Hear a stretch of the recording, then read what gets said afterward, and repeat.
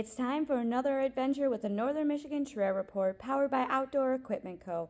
I'm Melissa Sullivan, outdoor enthusiast and your host. As the seasons change, fall offers some of the most beautiful and challenging riding of the year. With the popularity of off-roading soaring in Northern Michigan, here are the essential things new riders need to know. First, get your permits.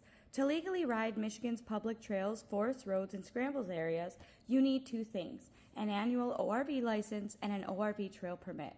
On Jeeps, trucks, side-by-sides, and ATVs, permits must be placed visible from the rear. Dirt bikes place them centered on the rear fender or front fork. ORV licenses can be purchased anywhere DNR licenses are sold, like gas stations. Purchase requires a driver's license, and if you have multiple ORVs, you need multiple permits. Check the Michigan DNR website for more information on permits and placement. In Michigan, many areas allow ORVs to travel county roads. Make sure to look into specific requirements for the area you're riding. VVmapping.com lists all Michigan County ORV ordinance for reference.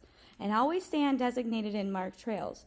Riding off-trail is illegal, environmentally destructive, and can result in significant fines. Also be aware of trail width restrictions.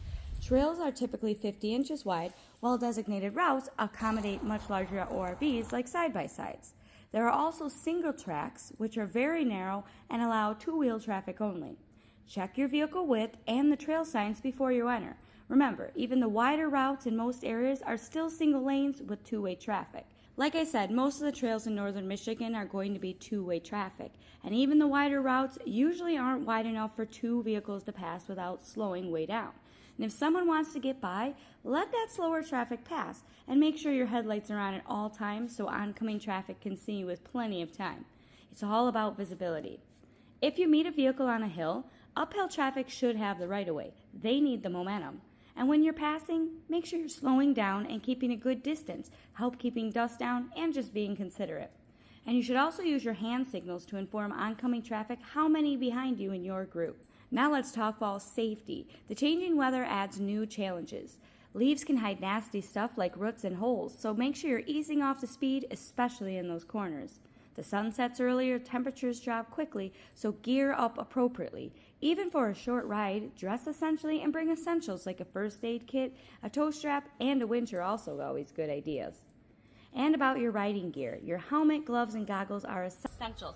Those are your absolute first defense when you're out there in the woods. But the good news is Outdoor Equipment Co. has a killer selection of gear to keep you warm, safe, and compliant. Don't risk it. Stop by and see them before your next adventure.